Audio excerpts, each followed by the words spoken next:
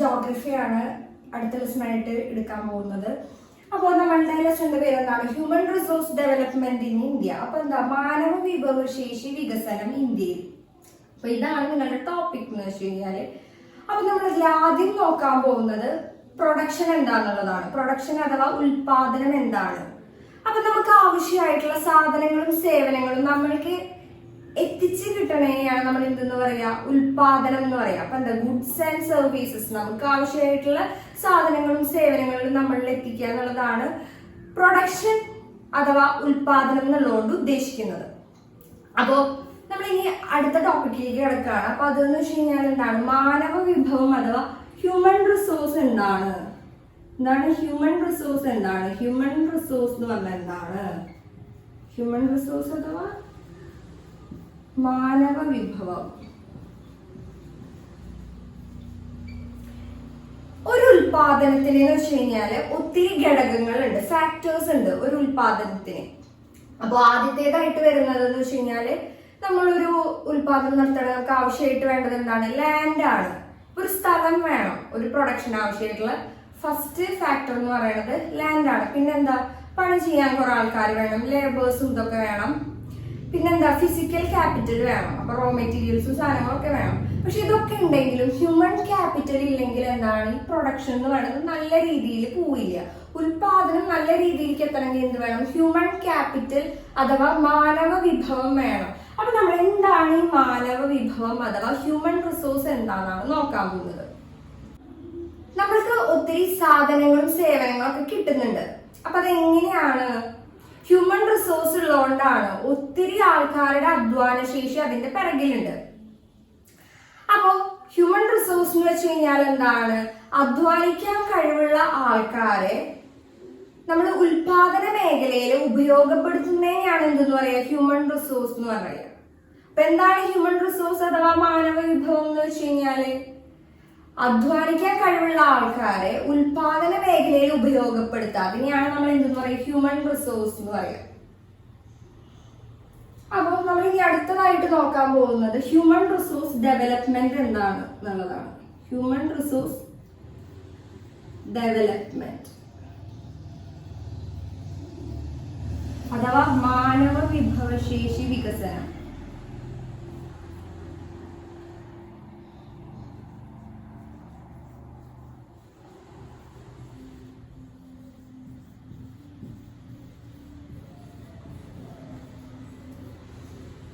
അപ്പോ ഒരു രാജ്യത്ത് ഒത്തിരി ഹ്യൂമൻ റിസോഴ്സ് അഥവാ മാനവ വിഭവം ഉണ്ടെങ്കിൽ എന്താണ്? നമ്മൾ അതിനെ മാക്സിമം പരമാവധി വികസിപ്പിച്ചെടുക്കുകയാണെങ്കിൽ എന്ത് സംഭവിക്കും? ആ രാജ്യത്തിന് ഒത്തിരി ഉൽപാദനം പ്രൊഡക്ഷൻ ഉണ്ടാവും. അതുവഴിയായിട്ട് ആ രാജ്യം എന്തായിട്ട് മാറും? ഭയങ്കര ഡെവലപ്ഡ് ആയിട്ട് മാറും. ആ രാജ്യം നല്ല രീതിയിൽ വികസിക്കും. അപ്പൊ ഹ്യൂമൻ റിസോഴ്സ് ഒരു രാജ്യത്ത് ഒത്തിരി ഉണ്ടെങ്കിൽ ആ രാജ്യത്തിന് പുരോഗതി ഉണ്ടാവും എന്നാണ് പറയുന്നത്. ഇനി നമ്മൾ ഹ്യൂമൻ റിസോഴ്സ് ഡെവലപ്മെന്റ് എന്താണെന്ന് നോക്കാൻ പോകുന്നത്. ഹ്യൂമൻ റിസോഴ്സ് ഡെവലപ്മെന്റ് എന്ന് പറഞ്ഞു കഴിഞ്ഞാൽ എന്താ? നമ്മൾ വിദ്യാഭ്യാസവും പരിശീലനവും ആരോഗ്യമൊക്കെ നല്ല രീതിയിൽ ആൾക്കാർക്ക് കൊടുത്തിട്ട് അവരുടെ കായികമായിട്ടുള്ള കഴിവുകളും അവരുടെ ഫിസിക്കലായിട്ടുള്ള കായികമായിട്ടുള്ള ഫിസിക്കലായിട്ടുള്ള കഴിവുകളും പിന്നെ മാനസികമായിട്ടുള്ള മെന്റൽ ഹെൽത്ത് ഒക്കെ ഇംപ്രൂവ് ചെയ്തെടുക്കണേനാണ് എന്തെന്ന് പറയാ? ഹ്യൂമൻ റിസോഴ്സ് ഡെവലപ്മെന്റ് എന്ന് പറയാ. അപ്പൊ എന്താണ്? ഒത്തിരി ആൾക്കാരുടെ മാനസികമായിട്ടും അതായത് മെന്റലി ഫിസിക്കലി കായികമായിട്ടും ആൾക്കാരുടെ കഴിവുകൾ നമ്മൾ വിദ്യാഭ്യാസം, അതുപോലെ തന്നെ ആരോഗ്യം, അതുപോലെ തന്നെ നമ്മൾ പരിശീലനമൊക്കെ കൊടുത്തിട്ട് അവരുടെ മാനസികമായിട്ടും കായികമായിട്ടുള്ള കഴിവുകൾ വികസിപ്പിച്ചെടുക്കണേനെയാണ് നമ്മൾ എന്തെന്ന് പറയുക? ഹ്യൂമൻ റിസോഴ്സ് ഡെവലപ്മെന്റ് അഥവാ മാനവ വിഭവശേഷി വികസനം എന്നുള്ളതുകൊണ്ട് ഉദ്ദേശിക്കുന്നത്. അപ്പോ എന്തുകൊണ്ടാണ് ഈ ഫിസിക്കലും മെന്റലും എന്നുള്ളതുകൊണ്ട് ഉദ്ദേശിച്ചിട്ടുണ്ടാവുക? കായികമായിട്ടുള്ളതെന്ന് ഉദ്ദേശിച്ചത് എന്താണ്? ഓടാനും ചാടാനും നല്ല രീതിയിൽ ഓടി നടന്ന് പണിയെടുക്കാനുള്ള കഴിവുണ്ടാവണം. കുറച്ച് ഡിസബിൾഡ് ആയിട്ടുള്ള ആൾക്കാരാണെങ്കിൽ പ്രൊഡക്ഷനിൽ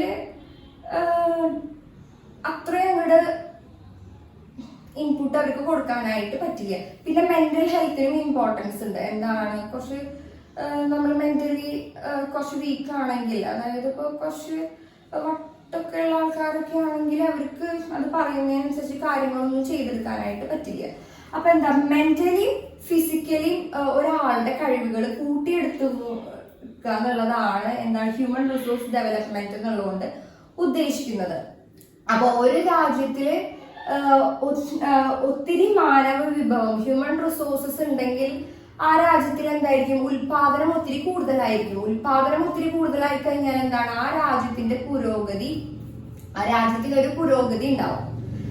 അപ്പോ നമ്മളുടെ ആദ്യത്തെ 2 കുഞ്ഞിയ ടോപ്പിക്കാണിത്. അപ്പോൾ അത് കഴിഞ്ഞിട്ടുണ്ട്.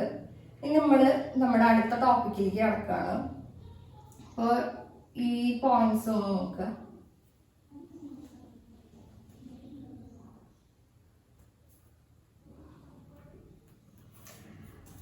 ഇനി നമ്മൾ അടുത്തതായിട്ട് പറയുന്നത് ഹ്യൂമൻ റിസോഴ്സ് ഡെവലപ്മെന്റിന് പലതരത്തിലായിട്ട് നമുക്ക് ഈ ഹ്യൂമൻ റിസോഴ്സ് ഡെവലപ്മെന്റ് നടത്താനായിട്ട് സാധിക്കും.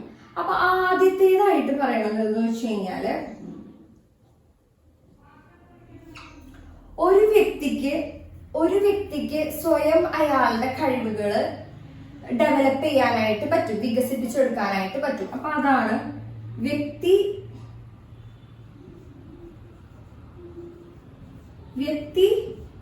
സ്വയം എന്താണ് അയാളുടെ കഴിവുകൾ വികസിപ്പിച്ചെടുക്കുക. അപ്പൊ അതാണ് ആദ്യത്തെ ഹ്യൂമൻ റിസോഴ്സ് ഡെവലപ്മെന്റ് പല തരത്തിലുള്ളത്.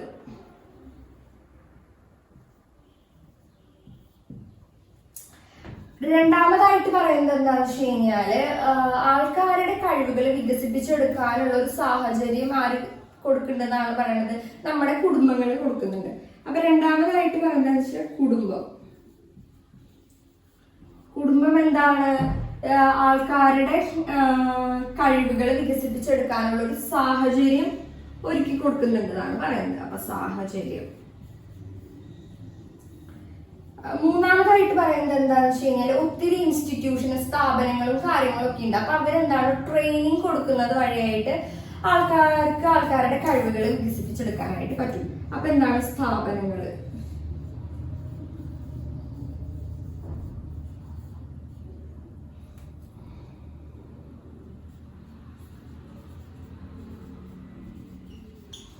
അപ്പൊ എന്താണ് സ്ഥാപനങ്ങൾ ട്രെയിനിങ് കൊടുക്കുന്നുണ്ട്, എന്താണ് പരിശീലനം കൊടുക്കുന്നുണ്ട്.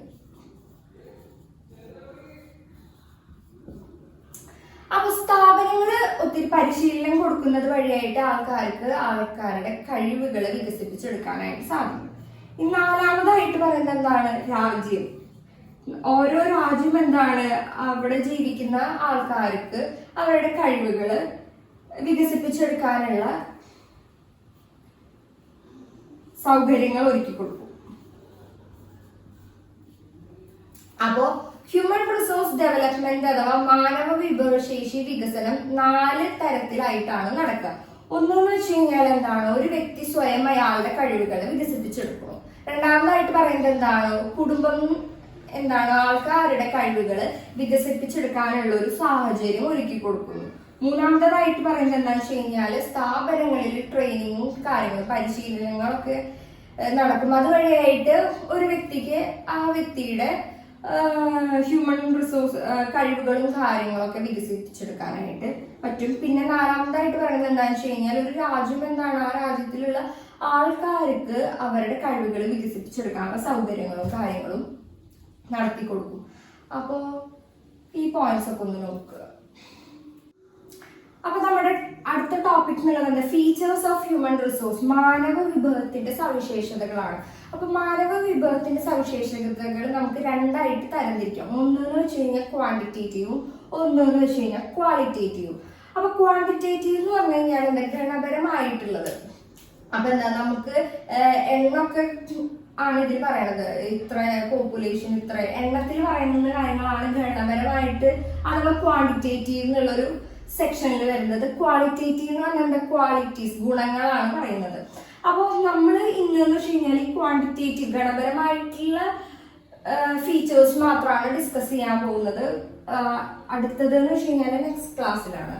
അപ്പോ ഗണപരമായിട്ട് നോക്കുകയാണെങ്കിൽ എന്താണ് 4 ഫീച്ചേഴ്സ് ഉണ്ട്. ഏതൊക്കെയാണ്? ജനസംഖ്യ വലുപ്പം, സൈസ് ഓഫ് പോപ്പുലേഷൻ, അടുത്തത് ജനസാന്ദ്രത, ഡെൻസിറ്റി ഓഫ് പോപ്പുലേഷൻ, അടുത്തത് എന്താണ്? ജനസംഖ്യ വളർച്ച, ഗ്രോത്ത് ഓഫ് പോപ്പുലേഷൻ, അടുത്തത് ജനസംഖ്യാ ഘടന, പോപ്പുലേഷൻ സ്ട്രക്ചർ. അപ്പൊ നമ്മൾ ഇതില് ക്വാണ്ടിറ്റേറ്റീവിൽ 4 ഫീച്ചേഴ്സിൽ ഫസ്റ്റത്തെ ഡിസ്കസ് ചെയ്തതിന് ശേഷമാണ് ബാക്കിയുള്ളത് ഡിസ്കസ് ചെയ്യാനായിട്ട് പോകുന്നത്. അപ്പൊ നമ്മള് ജനസംഖ്യ വലുപ്പം എന്താണെന്നുള്ളതാണ് ഡിസ്കസ് ചെയ്യാനായിട്ട് പോകുന്നത് ആദ്യം. അപ്പൊ എന്താണ് ജനസംഖ്യ വലുപ്പം എന്നുള്ളതുകൊണ്ട് ഉദ്ദേശിക്കുന്നത്? ഒരു രാജ്യത്ത് എത്ര ആൾക്കാരാണ് താമസിക്കുന്നത് അതിനെയാണ് നമ്മൾ എന്ത് പറയുക? ജനസംഖ്യ വലുപ്പം അഥവാ സൈസ് ഓഫ് പോപ്പുലേഷൻ. ഒരു രാജ്യത്ത് എത്ര ആൾക്കാർ താമസിക്കുന്നു അതിനെയാണ് നമ്മൾ ജനസംഖ്യ വലുപ്പം എന്നുള്ളതുകൊണ്ട് ഉദ്ദേശിക്കുന്നത്. ഇനി ഡെമോഗ്രഫി,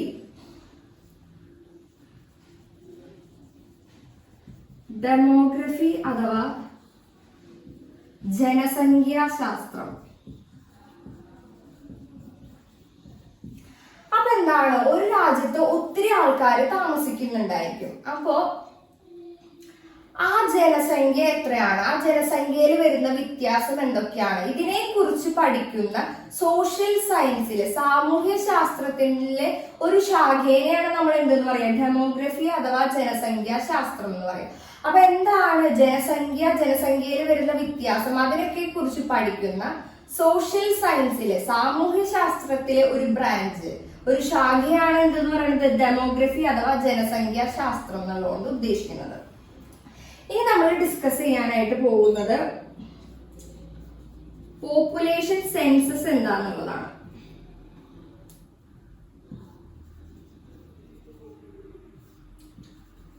അഥവാ എന്ത് പറയും? ജനസംഖ്യാ കണക്കെടുപ്പ്.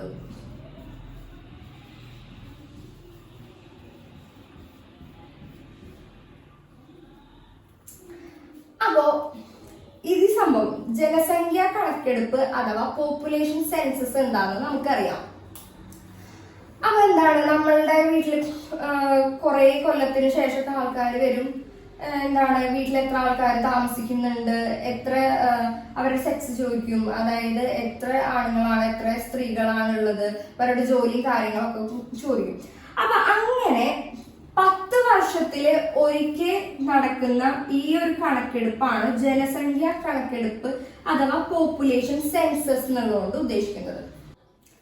ഒരു രാജ്യത്ത് താമസിക്കുന്ന ആൾക്കാരുടെ എണ്ണം, പിന്നെ എന്താണ്? സെക്സ്, അതായത് അവർ ഫീമെയിൽ ആണോ മെയിൽ ആണോ, പിന്നെ അവരുടെ എക്കണോമിക് സ്റ്റാറ്റസ്, അതായത് റിച്ച് ആണോ പുവർ ആണോ, ഭയങ്കര പാവപ്പെട്ടവരാണോ, അങ്ങനെ ഒരു രാജ്യത്ത് താമസിക്കുന്ന ആൾക്കാരുടെ എണ്ണവും അവരുടെ ജോലിയും കാര്യങ്ങളും സെക്സും ഒക്കെ അറിഞ്ഞ് അതിന്റെ ഡീറ്റെയിൽസും കാര്യങ്ങളൊക്കെ കളക്ട് ചെയ്യുന്ന ഈ ഒരു സംഭവത്തിനെയാണ് എന്തെന്ന് പറയാ? പോപ്പുലേഷൻ സെൻസസ് അഥവാ ജനസംഖ്യ കണക്കെടുപ്പ് എന്ന് പറയും. അപ്പൊ എന്താണ്? 10 വർഷത്തിൽ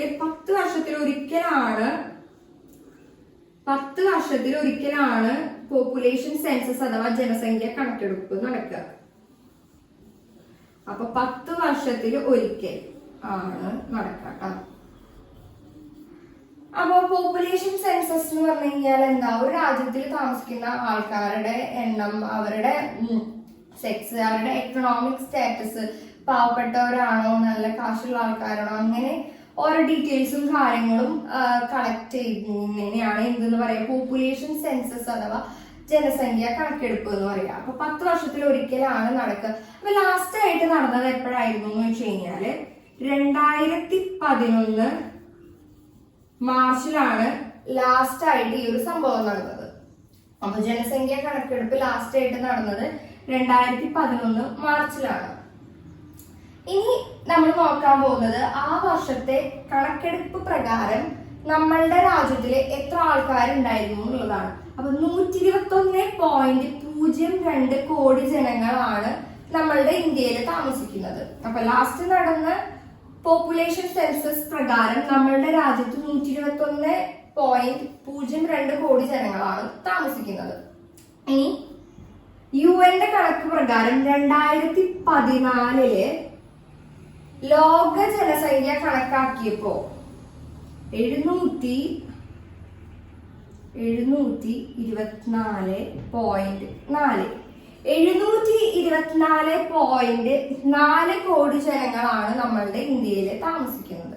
അപ്പൊ എന്താണ്, ഇന്ത്യയിലെ പോപ്പുലേഷൻ 121.02 കോടിയാണ്. ലോകത്തിൽ മൊത്തം എത്ര ജനങ്ങളാണുള്ളത്? 724.4 കോടി ജനങ്ങളാണ് 2014 കണക്കെടുപ്പ് പ്രകാരം കിട്ടിയിട്ടുള്ളത്. ഇനി നമ്മൾ പറയാൻ പോകുന്നത് എന്താണെന്ന് വെച്ച് കഴിഞ്ഞാല്, ജനസംഖ്യ നോക്കുമ്പോ ഇന്ത്യയുടെ സ്ഥാനം എന്ന് വെച്ച് കഴിഞ്ഞാല് 2ാം സ്ഥാനമാണ് ഇന്ത്യക്കുള്ളത്. ജനസംഖ്യ വെച്ച് നോക്കുമ്പോൾ എത്രാം സ്ഥാനമാണ് ഇന്ത്യക്കുള്ളത്? 2ാം സ്ഥാനമുണ്ട്. അപ്പൊ 1ാം സ്ഥാനം ആർക്കാണ്? ചൈനയ്ക്കാണ് 1ാം സ്ഥാനം. ജനസംഖ്യ വെച്ച് നോക്കുമ്പോൾ ഇന്ത്യക്ക് എത്രാം സ്ഥാനമാണ്? 2ാം സ്ഥാനമാണ് ഉള്ളത്. 1ാം സ്ഥാനം ഉള്ളത് ആർക്കാണ്? ചൈനയ്ക്കാണ്. അതായത് 17.5%. ഈ ലോകത്തില് മൊത്തം ആൾക്കാർ എടുക്കുകയാണെങ്കിൽ എന്താണ്, 17.5% എന്ന് പറയുന്നത് ഇന്ത്യക്കാരാണ്. ഫസ്റ്റ് ആയിട്ടുള്ള ചൈനയുടെ കാര്യം നോക്കുകയാണെങ്കിൽ എന്താണ്, 19% എന്ന് വെച്ച് കഴിഞ്ഞാല് 19% ആൾക്കാർ എന്താണ്, ചൈനക്കാരാണ്. അപ്പൊ ഈ ലോകത്തിൽ മൊത്തം 19% ചൈനക്കാരാണ് ഉള്ളത്. പക്ഷെ നമ്മുടെ ഇന്ത്യയുടെ പോപ്പുലേഷൻ എത്ര? 121.02 കോടിയാണ്. 2ാം സ്ഥാനമൊക്കെയാണ് ജനസംഖ്യയിൽ. പക്ഷെ ലോകത്തിൽ മൊത്തം ഏരിയ എടുത്ത് നോക്കുമ്പോ, സ്ഥലം വെച്ച് നോക്കുമ്പോൾ നമ്മളുടെ ഇന്ത്യ വെറും എത്രയാണ്? 2.4% ഉള്ളു. ഇപ്പൊ എന്താ, ലോകത്തിൽ മൊത്തം സ്ഥലം വെച്ചെടുക്കുമ്പോ, മൊത്തം ഏരിയ കണക്കാക്കുമ്പോ എന്താണ്, ഇന്ത്യ വെറും 2.4% ഉള്ളു. അതായത് 7ാം സ്ഥാനമാണ് ഇന്ത്യക്ക്. ഏരിയ വെച്ച് നോക്കുമ്പോൾ എത്രാം സ്ഥാനമാണ്? 7ാം സ്ഥാനമാണ്. പക്ഷെ പോപ്പുലേഷൻ വെച്ച് നോക്കുമ്പോൾ എന്താണ്, 2ാം സ്ഥാനമാണ്. അതായത് നമ്മള് 6ൽ ഒരാൾ എടുക്കുകയാണെങ്കിൽ, ഈ ലോകത്തില് 6ൽ ഒരാൾ എന്ന് പറയുന്നത് ആരാണ്? ഇന്ത്യക്കാരനാണ്. അപ്പൊ 6ൽ ഒരു ആളെന്ന് വെച്ച് കഴിഞ്ഞാൽ ഇന്ത്യക്കാരനാണ്. ഇനി പറയുന്നത് എന്താണെന്ന് വെച്ച് കഴിഞ്ഞാല്, ഈ ഹ്യൂമൻ റിസോഴ്സ് നല്ല രീതിയിൽ ഡെവലപ്പ് ചെയ്തെടുക്കുകയാണെങ്കിൽ, ഈ ഹ്യൂമൻ റിസോഴ്സ് നല്ല രീതിയിൽ വികസിപ്പിച്ചെടുക്കുകയാണെങ്കിൽ എന്താണ്, രാജ്യങ്ങൾക്കൊക്കെ പുരോഗതി ഉണ്ടാവും എന്നാണ് പറയുന്നത്. രാജ്യങ്ങൾ ഒത്തിരി ഡെവലപ്പ് ആവാൻ പറ്റും. അതിനുള്ള ഉദാഹരണമാണ് USA, ചൈന, ജപ്പാൻ എന്നുള്ള രാജ്യങ്ങൾ. അപ്പോ എന്തൊക്കെയാണ് ഈ ഒരു ടോപ്പിക്കിൽ പറഞ്ഞത്? ജനസംഖ്യ വലുപ്പം എന്ന് പറഞ്ഞു കഴിഞ്ഞാൽ എന്താണ്, ഒരു രാജ്യത്തിൽ എത്ര ആൾക്കാർ താമസിക്കുന്നു, ആ ആൾക്കാരുടെ എണ്ണത്തിനെയാണ് നമ്മൾ സൈസ് ഓഫ് പോപ്പുലേഷൻ അഥവാ ജനസംഖ്യ വലുപ്പം എന്ന് പറയുക. ഡെമോഗ്രഫി എന്ന് പറഞ്ഞാൽ എന്താണ്, ഒരു രാജ്യത്തിൽ താമസിക്കുന്ന ആൾക്കാര് ആ എണ്ണം, ആ എണ്ണത്തിൽ വരുന്ന വ്യത്യാസം, അതിനൊക്കെ കുറിച്ച് പഠിക്കുന്ന സോഷ്യൽ സയൻസിലെ സാമൂഹ്യ ശാസ്ത്രത്തിന്റെ ഒരു ശാഖയാണ് ഡെമോഗ്രഫി അഥവാ ജനസംഖ്യാ ശാസ്ത്രം എന്നുള്ളത്. പോപ്പുലേഷൻ സെൻസസ് എന്ന് വെച്ച് കഴിഞ്ഞാൽ എന്താണ്, ഒരു രാജ്യത്തിൽ താമസിക്കുന്ന ആൾക്കാരുടെ എണ്ണം, അവരുടെ സെക്സ്, അവരുടെ എക്കണോമിക് സ്റ്റാറ്റസ്, കാശുള്ള ആൾക്കാരാണോ, കാശ് കുറവാണോ, ബാക്ക്വേർഡ് ആയിട്ടുള്ള ആൾക്കാരാണോ, അപ്പൊ അതിനെയൊക്കെ കുറിച്ച് ഡീറ്റെയിൽസും കാര്യങ്ങളൊക്കെ അവർ കളക്ട് ചെയ്യും 10 വർഷത്തിൽ ഒരിക്കല്. അപ്പൊ ഇതിനെയാണ് പോപ്പുലേഷൻ സെൻസസ് എന്ന് പറയുക. ഇനി എന്താണ്, ലാസ്റ്റ് ആയിട്ട് 2011 മാർച്ചിലാണ് ഈ ഒരു സംഭവം നടന്നത്. അപ്പോൾ ആ ഒരു കണക്ക് പ്രകാരം 121.02 കോടി ജനങ്ങളാണ് ഇന്ത്യയിൽ താമസിക്കുന്നത്. ഇനി എന്താണ്, 2014 UN കണക്ക് പ്രകാരം ലോകത്തിലെ ജനസംഖ്യ വെച്ച് നോക്കുകയാണെങ്കിൽ 724.4 കോടി ജനങ്ങളാണുള്ളത്. ഇനി എന്താണ്, നമ്മുടെ പോപ്പുലേഷൻ വെച്ച് നോക്കുമ്പോൾ ഇന്ത്യക്ക് 2ാം സ്ഥാനമാണുള്ളത്. അതെന്ന് വെച്ച് കഴിഞ്ഞാൽ 17.5. ലോകത്തിലെ മൊത്തം ജനസംഖ്യയുടെ 17.5% ഇന്ത്യക്കാരാണ്. ഫസ്റ്റ് സ്ഥാനം, അതായത് ജനസംഖ്യയിലെ ഏറ്റവും ആദ്യം മുന്നിൽ നിൽക്കുന്നത് ആരാണ്? ചൈനക്കാരാണ്. 19% അവരുടെ ജനസംഖ്യ. മൊത്തം ലോകത്തിലെ ജനസംഖ്യ കണക്കാക്കുമ്പോൾ മൊത്തം 19% ചൈനയിൽ താമസിക്കുന്ന ആൾക്കാരാണ്. ഇനി എന്താണ്, പോപ്പുലേഷനിൽ നമുക്ക് 2ാം സ്ഥാനം ആണെങ്കിലും ജനസംഖ്യയിൽ 2ാം സ്ഥാനം ആണെങ്കിലും ലോകത്തിന്റെ മൊത്തം ഏരിയയും സ്ഥലങ്ങളും കാര്യങ്ങളും വെച്ച് നോക്കുമ്പോൾ നമ്മളുടെ ഇന്ത്യ എന്ന് പറയുന്നത് വെറും 2.4% മാത്രമേ ഉള്ളൂ. അതായത് എന്താ, നമ്മള് ഏറ്റവും വലിയ രാജ്യം എന്നുള്ളതിൽ 7ാം സ്ഥാനമാണ് നമുക്കുള്ളത്. ഇനി എന്താണ് പറയുന്നത്, ഈ മാനവ വിഭവശേഷി വികസനം നല്ല രീതിയിൽ നടക്കുകയാണെങ്കിൽ, ഹ്യൂമൻ റിസോഴ്സ് ഡെവലപ്മെന്റ് മാക്സിമം നല്ല രീതിയിൽ നടക്കുകയാണെങ്കിൽ എന്താണ്, ഒരു രാജ്യത്തിന് എന്ന് വെച്ച് കഴിഞ്ഞാൽ പുരോഗതി ഉണ്ടാക്കാനായിട്ട് സാധിക്കും. അതിന്റെ എക്സാമ്പിൾ ആണ് USA, ചൈന, ജപ്പാൻ എന്നുള്ള രാജ്യങ്ങളൊക്കെ. അപ്പൊ നമ്മളുടെ അടുത്ത ടോപ്പിക്കിലേക്ക് കിടക്കുകയാണ്. അപ്പൊ ഈ പോയിന്റ്സ് ഒക്കെ ഒന്ന് നോട്ട് ചെയ്യും. അടുത്ത നമ്മുടെ ടോപ്പിക് എന്നുള്ളത് പോപ്പുലേഷൻ ഡെൻസിറ്റി അഥവാ ജനസാന്ദ്രത എന്നുള്ളതാണ്. അപ്പോൾ ഒരു സ്ക്വയർ കിലോമീറ്റർ ഏരിയയില്, അതായത് ഒരു ചതുരശ്ര കിലോമീറ്റർ ഏരിയയില് എത്ര ആൾക്കാരാണ് താമസിക്കുന്നത് എന്നുള്ളതാണ് പോപ്പുലേഷൻ ഡെൻസിറ്റി അഥവാ ജനസാന്ദ്രത എന്നുള്ളത് കൊണ്ട് ഉദ്ദേശിക്കുന്നത്. അപ്പൊ എന്താണ് ഒരു സ്ക്വയർ കിലോമീറ്ററില്, ഒരു ചതുരശ്ര കിലോമീറ്റർ ഏരിയയിൽ ഇപ്പൊ 1000 ആൾക്കാരാണ് താമസിക്കുന്നതെങ്കിൽ ആ സ്ഥലത്തെ പോപ്പുലേഷൻ ഡെൻസിറ്റി അഥവാ ജനസാന്ദ്രത എന്നുള്ളത് എന്തായിരിക്കും? 1000 ആയിരിക്കും. അപ്പൊ ചിലപ്പോ ഒരു സ്ക്വയർ കിലോമീറ്റർ ഏരിയയില്, ഒരു ചതുരശ്ര കിലോമീറ്റർ ഏരിയയിൽ എത്ര, വെറും 100 ആൾക്കാരാണ് താമസിക്കുന്നതിന് അവിടുത്തെ ജനസാന്ദ്രത എന്നുള്ളത് എന്തായിരിക്കും? 100 ആയിരിക്കും. അപ്പൊ എല്ലാ സ്ഥലത്തും, ഒരു രാജ്യത്തിലെ എല്ലാ സ്ഥലത്തും ഒരേപോലെ ആയിരിക്കില്ല ആൾക്കാരുടെ എണ്ണം ഉണ്ടാവുക. അപ്പൊ പോപ്പുലേഷൻ ഡെൻസിറ്റി എന്നുള്ളത് എന്താ? മാറി മാറി വന്നുകൊണ്ടിരിക്കും. രാജസ്ഥാനിലൊക്കെ എന്ന് വെച്ച് കഴിഞ്ഞാല് ചൂട് കൂടുതലാണ്. അപ്പൊ അവിടെ എന്തായിരിക്കും? ഡെസേർട്ടും ആണ് ഉള്ളതൊക്കെ. അപ്പൊ അവിടെ താമസിക്കുന്ന ആൾക്കാരുടെ എണ്ണം കുറവാണ്. അപ്പൊ അവിടെ എന്തായിരിക്കും? നമ്മൾ ഒരു സ്ക്വയർ കിലോമീറ്റർ ഏരിയ എടുത്ത് നോക്കുമ്പോൾ എത്രയായിരിക്കും? വളരെ കുറച്ച് ആൾക്കാരുണ്ടാവുള്ളൂ. അപ്പൊ അവിടുത്തെ പോപ്പുലേഷൻ ഡെൻസിറ്റി കുറവ്. ഇനിയിപ്പോ നമ്മളുടെ നോർത്തേൺ പ്ലെയിൻസ് ഒക്കെ എടുത്ത് നോക്കുകയാണെങ്കിൽ അവിടെ എന്തായിരിക്കും? മണ്ണ് എന്ന് വെച്ച് കഴിഞ്ഞാൽ നല്ല ഫലപുഷ്ടിയുള്ള മണ്ണാണ്. അപ്പൊ അവിടെ കൂടുതൽ ആൾക്കാർ കൃഷിയും കാര്യങ്ങളൊക്കെ ആയിട്ട് കൂടുതൽ ആൾക്കാർ താമസിക്കുന്നുണ്ടാവും. അതുകൊണ്ട് തന്നെ അവിടുത്തെ ജനസാന്ദ്രത കൂടുതലായിരിക്കും.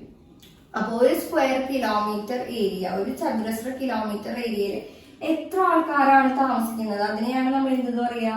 പോപ്പുലേഷൻ ഡെൻസിറ്റി എന്ന് പറയാം. നമ്മുടെ അടുത്ത ടോപ്പിക് എന്ന് വെച്ച് കഴിഞ്ഞാൽ പോപ്പുലേഷൻ ഗ്രോത്ത് റേറ്റ്.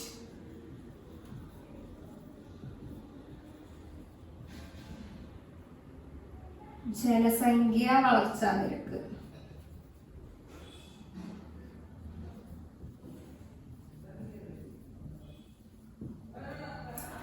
അപ്പൊ എന്താണ് ജനസംഖ്യ വളർച്ച എന്നുള്ളത് നോക്കാം.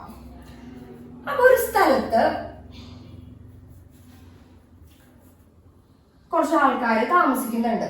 അപ്പൊ കുറച്ചു കാലം കഴിഞ്ഞ് നോക്കിയപ്പോ എന്താണ്? അവിടെ കുറച്ചും കൂടെ ആൾക്കാര് കൂടുതലുള്ളതായിട്ട് കാണാനായിട്ട് പറ്റുന്നുണ്ട്. അപ്പൊ ജനസംഖ്യയില് വർധനവ് ഉണ്ടാവാണ്. ഒരു സ്ഥലത്ത്, ഒരു പ്രത്യേക സ്ഥലത്ത് കുറച്ച് വർഷങ്ങൾക്കുള്ളില് ജനസംഖ്യയിൽ വരുന്ന ഒരു വ്യത്യാസം, മാറ്റത്തിനെയാണ് നമ്മൾ എന്തെന്ന് പറയാ? ആ ജനസംഖ്യയിൽ വന്നിട്ടുള്ള ഒരു വളർച്ചേനെയാണ് നമ്മൾ എന്തെന്ന് പറയാ? ജനസംഖ്യ വളർച്ച എന്ന് പറയാം. അപ്പൊ ജനസംഖ്യ വളർച്ചാ നിരക്ക് നോക്കുകയാണെങ്കിൽ, ജനസംഖ്യ വളർച്ചാ നിരക്ക് അഥവാ പോപ്പുലേഷൻ ഗ്രോത്ത് റേറ്റ് നോക്കുകയാണെങ്കിൽ എന്താണ്? പെർസെന്റേജിലാണ് കാണിക്കുക. അപ്പൊ എന്താണ്? മുമ്പത്തെ കൊല്ലം വെച്ച് നോക്കുമ്പോൾ ജനസംഖ്യയിൽ എത്ര ശതമാനം വർധനവുണ്ടായി?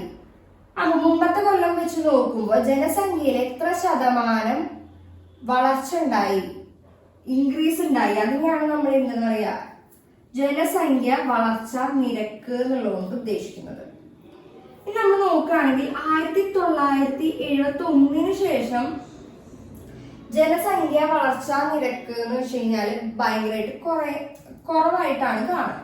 പക്ഷെ അതുവരെയൊക്കെ എന്താണ്? ഓരോ 10 കൊല്ലം കൂടുമ്പോൾ നമ്മൾ നോക്കുമ്പോൾ എന്താണ്? ജനസംഖ്യ കൂടി വരുന്നതായിട്ടാണ് കണ്ടിരുന്നത്.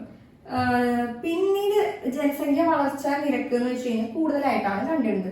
പക്ഷെ 1971 ശേഷം ജനസംഖ്യ വളർച്ചാ നിരക്ക് കുറയുന്നതായിട്ടാണ് കണ്ടിരുന്നത്. അപ്പോ പോപ്പുലേഷൻ ഡെൻസിറ്റി എന്താണ്, പോപ്പുലേഷൻ ഗ്രോത്ത് റേറ്റ് എന്താണ് എന്നുള്ളതിൽ ഇത്രയും കാര്യങ്ങൾ നോക്കുക. ഇനി നമ്മൾ പറയാൻ പോകുന്നത് പോപ്പുലേഷൻ ഗ്രോത്ത്, ജനസംഖ്യ വളർച്ചയില് വ്യത്യാസം വരുത്തുന്ന ഘടകങ്ങൾ ഏതൊക്കെയാണ്. അപ്പൊ ഏതാണ്? Birth rate. ബർത്ത് റേറ്റ് എന്ന് പറഞ്ഞു കഴിഞ്ഞാൽ എന്താണ്? ജനന നിരക്ക്. അടുത്തായിട്ട് ഡെത്ത് റേറ്റ്.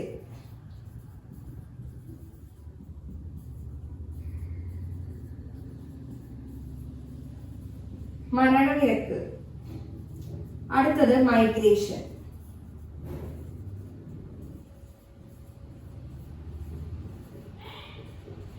കുടിയേറ്റം. ബർത്ത് റേറ്റ് എന്ന് വെച്ച് കഴിഞ്ഞാൽ എന്താണ്? 1000 ആൾക്കാർക്ക് ജീവനുള്ള എത്ര കുട്ടികൾ ജനിച്ചു എന്നുള്ളതാണ് നമ്മൾ ബർത്ത് റേറ്റ് അഥവാ ജനന നിരക്ക് എന്നുള്ളതുകൊണ്ട് ഉദ്ദേശിക്കുന്നത്. അപ്പൊ എന്താണ്, 1000 പേർക്ക് ജീവനുള്ള എത്ര കുട്ടികൾ ഉണ്ടായി എന്നുള്ളതാണ് നമ്മൾ ബർത്ത് റേറ്റ് അഥവാ ജനന നിരക്ക് എന്നുള്ളതുകൊണ്ട് ഉദ്ദേശിക്കുന്നത്. ഈ ഡെത്ത് റേറ്റ് എന്ന് പറഞ്ഞു കഴിഞ്ഞാൽ എന്താണ്, 1000 ആൾക്കാരിൽ എത്ര ആൾക്കാര് മരിച്ചു എന്നുള്ളതാണ് മരണനിരക്ക് അഥവാ ഡെത്ത് റേറ്റ് എന്നുള്ളതുകൊണ്ട് ഉദ്ദേശിക്കുന്നത്. അടുത്ത എന്താണ്, മൈഗ്രേഷൻ, കുടിയേറ്റം. അതുകൊണ്ട് ഉദ്ദേശിക്കുന്നത് എന്താണ്, ഒരു സ്ഥലത്ത് താമസിച്ചിടുന്ന ആൾക്കാര് വേറെ സ്ഥലത്ത് പോയി താമസിക്കുക, അതാണ് മൈഗ്രേഷൻ അഥവാ കുടിയേറ്റം എന്നുള്ളതുകൊണ്ട് ഉദ്ദേശിക്കുന്നത്. അപ്പോൾ പോപ്പുലേഷൻ ഗ്രോത്ത് റേറ്റിൽ ഇത്രയും കാര്യങ്ങളാണുള്ളത്. അപ്പൊ ഈ പോയിന്റ്സ് ഒക്കെ ഒന്ന് നോട്ട് ചെയ്യാം.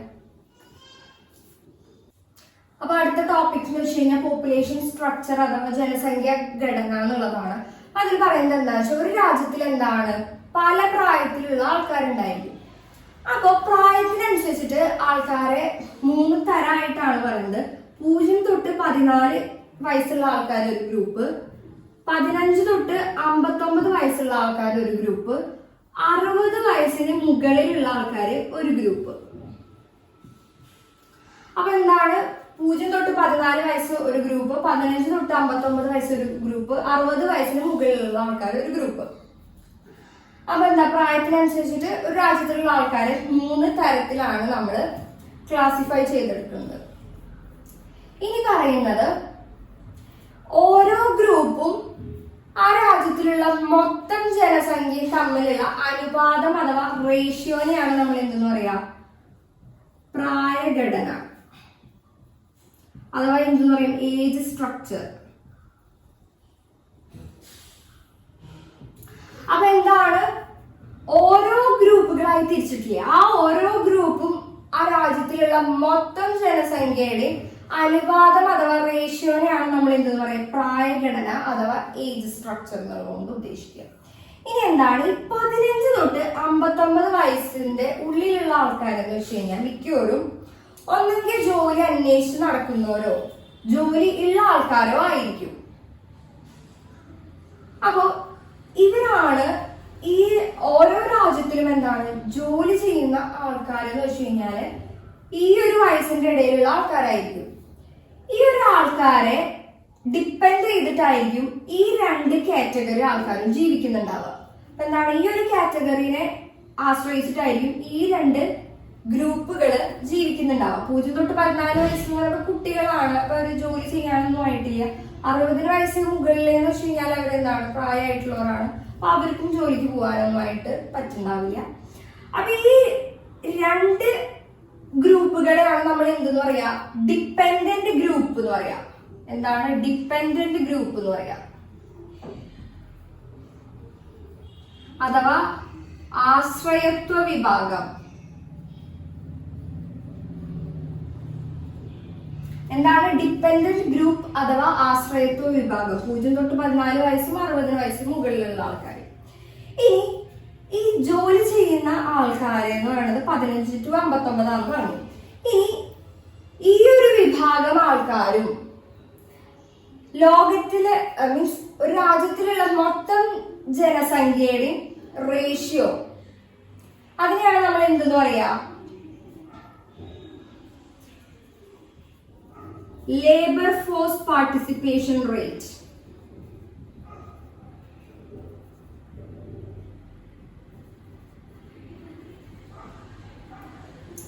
എന്താണ് ലേബർ ഫോഴ്സ് പാർട്ടിസിപ്പേഷൻ റേറ്റ് എന്ന് പറയാം. അപ്പൊ എന്താണ്, ഒരു രാജ്യത്തിലെ 15 തൊട്ട് 59 വയസ്സിന്റെ ഇടയിലുള്ള ആൾക്കാരും ആ രാജ്യത്തിലുള്ള മൊത്തം ജനസംഖ്യയുടെയും റേഷ്യോനെയാണ് നമ്മൾ എന്ത് പറയാ, ലേബർ ഫോഴ്സ് പാർട്ടിസിപ്പേഷൻ റേറ്റ് അഥവാ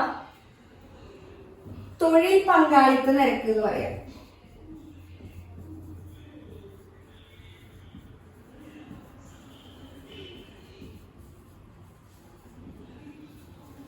ഇനി നമ്മൾ ഈ ഒരു ഡിപ്പെൻഡന്റ് ഗ്രൂപ്പിന്റെ കാര്യം പറഞ്ഞു.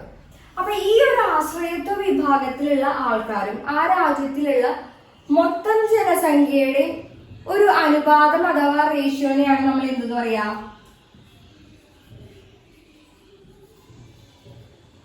ഡിപ്പെൻഡൻസി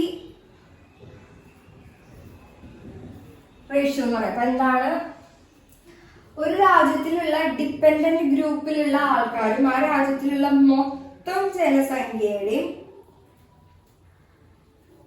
റേഷ്യോ അഥവാ അനുപാതത്തിനെയാണ് നമ്മൾ ഡിപ്പെൻഡൻസി റേഷ്യോ എന്ന് പറയാം. നമ്മൾ അടുത്തതായിട്ട് ഈ ഒരു ക്ലാസ്സിൽ പഠിക്കാൻ പോകുന്ന ടോപ്പിക് എന്ന് പറഞ്ഞു കഴിഞ്ഞാല് സെക്സ് റേഷ്യോ എന്നുള്ളതാണ്. അപ്പോ 1000 പുരുഷന്മാർക്ക് എത്ര സ്ത്രീകൾ ഉണ്ട് എന്നുള്ളതിനെയാണ് നമ്മൾ എന്താ പറയാ സെക്സ് റേഷ്യോ എന്ന് പറയാം. അപ്പൊ തെറ്റിപ്പോകരുത്. 1000 പുരുഷന്മാർക്ക് എത്ര സ്ത്രീകള് ഉണ്ട് എന്നുള്ളതിനെയാണ് നമ്മൾ സെക്സ് റേഷ്യോ എന്നുള്ളത് കൊണ്ട് ഉദ്ദേശിക്കുന്നത്. അപ്പോ ലാസ്റ്റ് കണക്കെടുപ്പ് പ്രകാരം എത്രയാണ്? നമ്മളുടെ രാജ്യത്തില് 1000 പുരുഷന്മാർക്ക് 940 സ്ത്രീകൾ മാത്രമാണ് ഉള്ളത്. അപ്പൊ എന്താണ് നമുക്ക് ഇതിൽ നിന്ന് മനസ്സിലാവും രാജ്യത്തില് സ്ത്രീകൾ കുറവാണ്. സ്ത്രീകൾ കൂടുതലാണെങ്കിൽ എന്താണ് ഉണ്ടാവുക?